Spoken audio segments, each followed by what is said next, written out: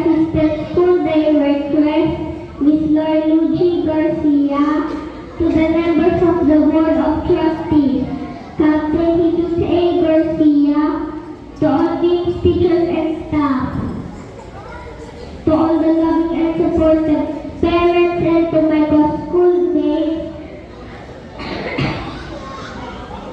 a blessed morning to all of us. Today is a very special day as we witness the moving up and graduation ceremony. I know that our parents are truly proud of us.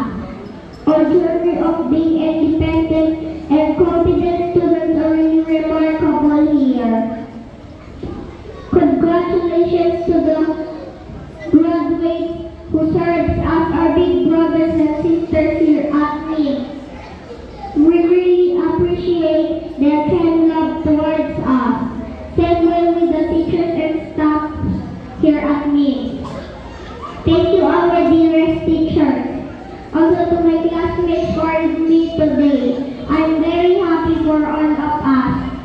I'm hoping to see you again here in MIMS in the next school year as we move up to the next grade level. To my mommy and daddy, thank you for letting me to be a part of this school.